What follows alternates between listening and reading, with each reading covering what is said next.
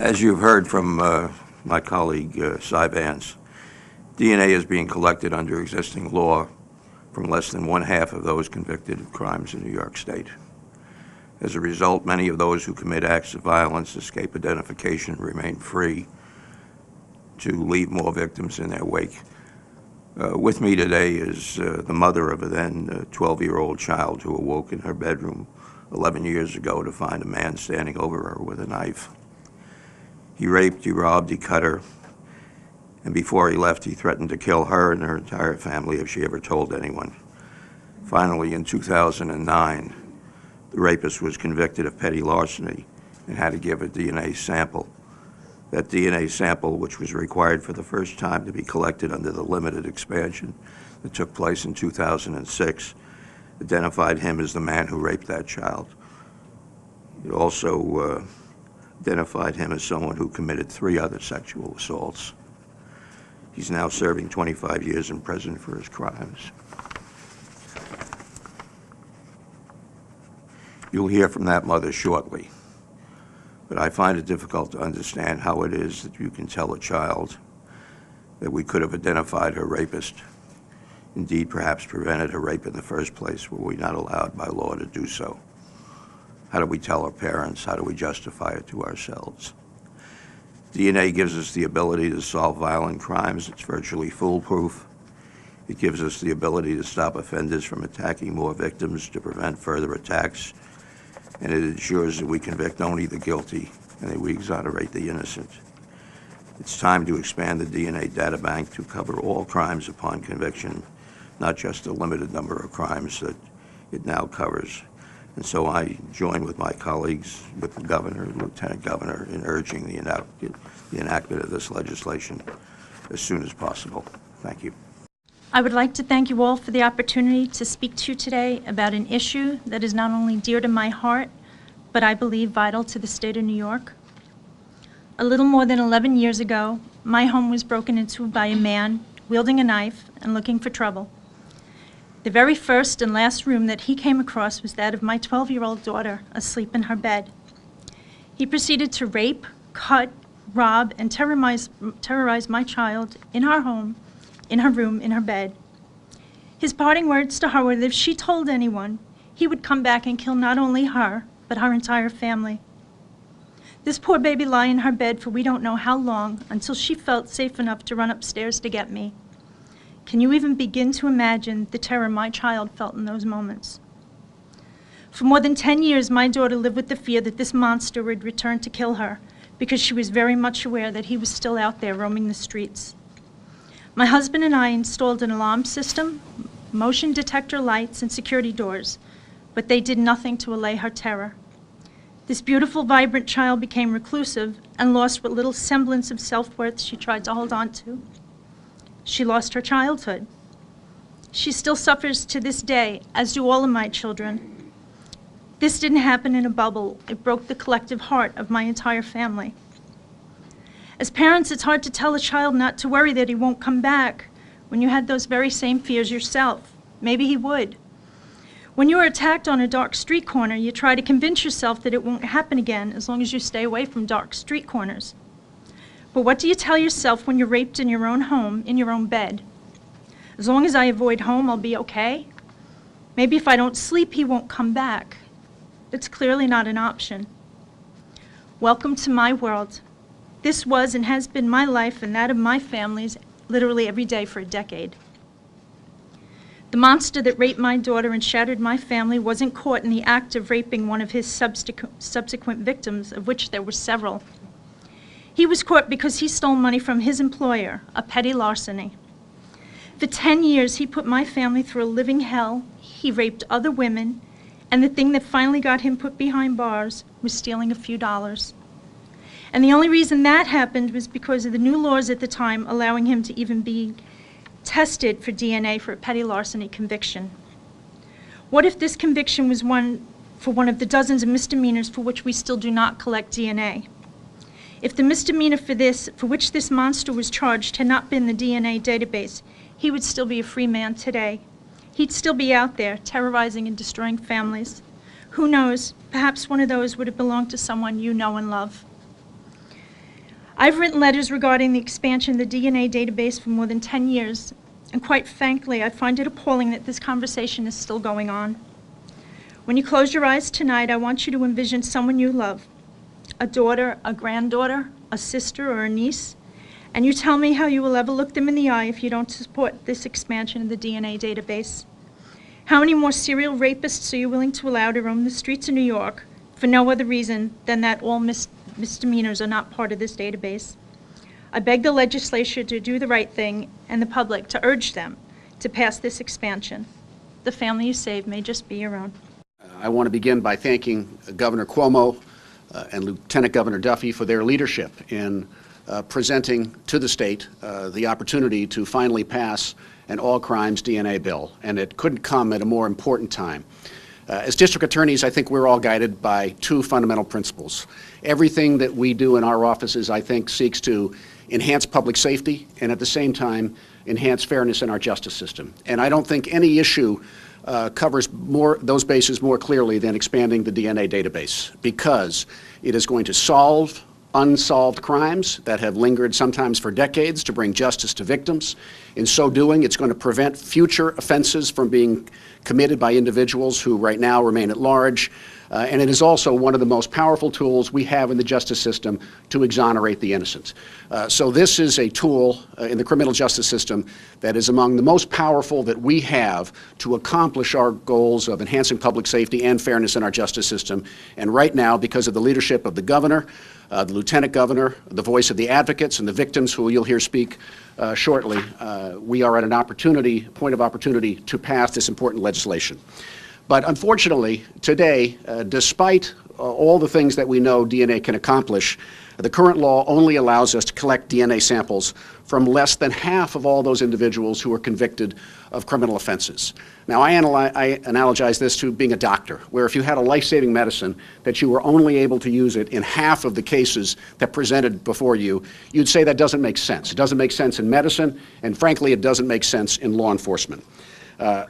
For myself, and I believe all the other district attorneys here today, our top responsibility is to protect our residents from crime. We need to do that 100% of the time, not half the time. In a moment, you'll hear from an extraordinarily brave woman, Natasha Alexenko, who was just 19 years old when she was attacked and raped at gunpoint in the hallway of her apartment building in Upper Manhattan. It was only through DNA evidence that Natasha's attacker was apprehended some 15 years later. She is an advocate today for victims on this issue, and she is just one example of the many cases that we see in Manhattan where use of DNA technology is bringing justice to victims like Natasha, and in that process preventing the individuals who committed these terrific attacks, these horrible attacks, from preventing them from doing it again in the future. We all stand here today supporting the governor and the lieutenant governor in this important request to the legislature to pass an all-crimes DNA bill. It will make our state safer. It will prevent other victims from being attacked in the future. This is an important priority for all of us in New York State, and we ask all of you to get behind it and for once and for all pass it in 2012. Thank you. Good afternoon. My name is Natasha Alexenko. In 1993, while I was a college student living in New York City, I was raped, sodomized, robbed, and essentially held captive at gunpoint by an unknown assailant. I was absolutely petrified, and at the time, I was convinced to do what was called a rape kit test in the hospital. Thankfully, I did that. Thankfully, I resisted every urge I had to take a shower in order to maintain that integrity of that DNA. That DNA gave me hope. It meant that even though I couldn't recognize his face, that there was something so important in my body that was essentially a crime scene that could eventually find my perpetrator. Unfortunately, time passed, and my kit became part of what is called the rape kit backlog. For 9.5 years, my kit sat on a shelf, untested, collecting dust. And through fortunate measure undertaken by the New York County DA's office, my kit was tested. And after 9.5 years, we did a very unique thing, which was called a John Doe indictment. Even though we were not aware of who my perpetrator was, the idea behind that is we would eventually find him when the technology could develop itself where that was a possibility. And certainly in my case, in 2007, while on a nationwide crime spree, my perpetrator was apprehended, his DNA was tested, and it was a match for my case in 1993. We had found my rapist. We had found the man that kept me up at night. We had found the man that kept my friends and family up at night, and we had found the man that kept my mother crying herself to sleep every day for 15 and a half years. I certainly don't want to be an anomaly. I don't want to be an anomaly. I feel that if we are to expand this database, which is so very essential, we're going to find a lot more perpetrators out there and keep them from harming anyone else, keep them from victimizing anyone else. So I urge you to really take this into consideration. This isn't about statistics. It's not about looking at a paper and determining recidivism rates and numbers of captures. It's about my two friends who are standing here behind me, and we are actually living proof of how this works, how DNA is an exemplary tool in assisting law enforcement. So please certainly give it the opportunity and have it do what it's supposed to do. And I thank everyone standing behind me with all of my heart for supporting such a tremendous bill and helping eliminate future victims. Thank you. I want to begin by thanking Governor Cuomo, Lieutenant Governor Duffy, and equally as importantly, the victims and survivors and the victims' advocates who continue to raise their voices on behalf of common sense legislation that can protect the citizens of New York State.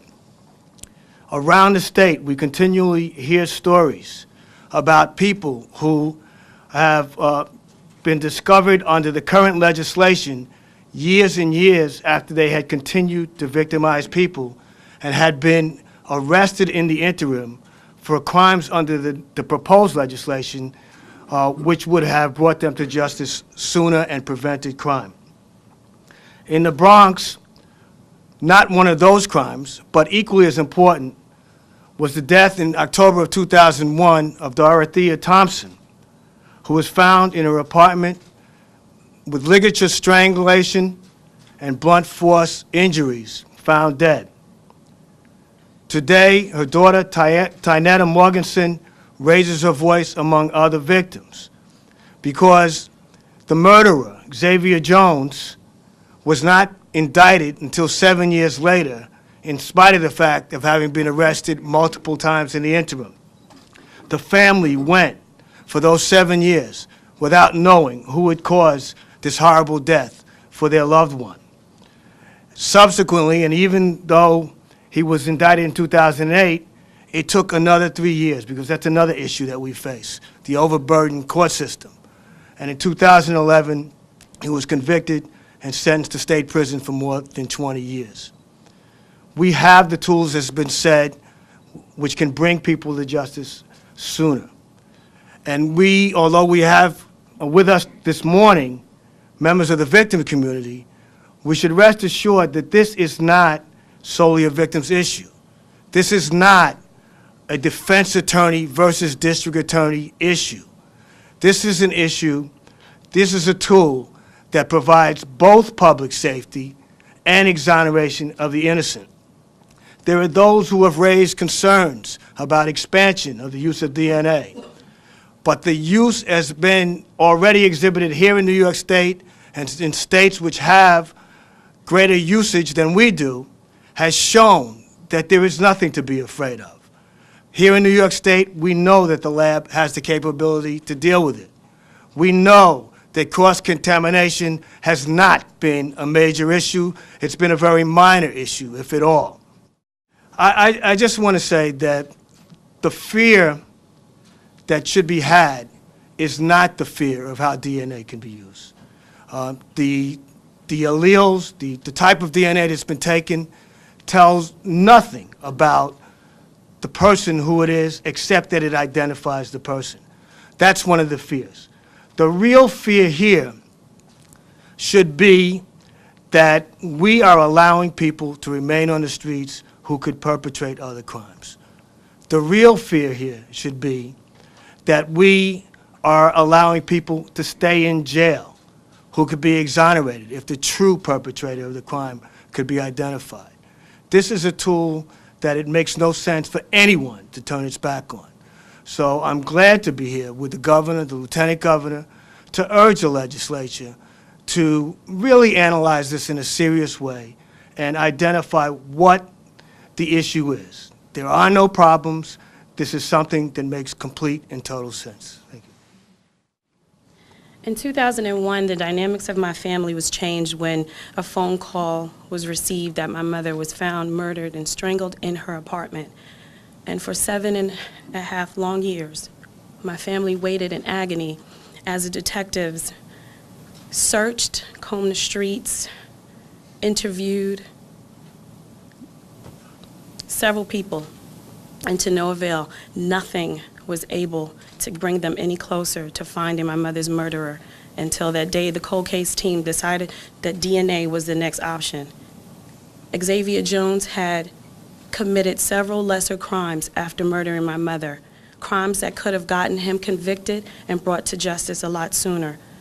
That would have decreased the amount of time that my family suffered in pain, the sleepless nights that my children endured, not knowing if it was the mailman, if it was the next door neighbor, or if it was a friend who had committed such an atrocity towards our family.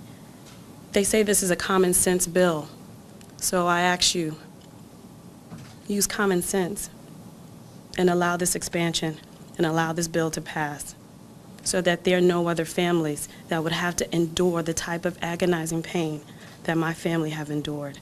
I thank you for listening to my family's story, and on behalf of the memory of my mother, I urge you and I beg you, don't let this go another day without this going into fruition. Thank you.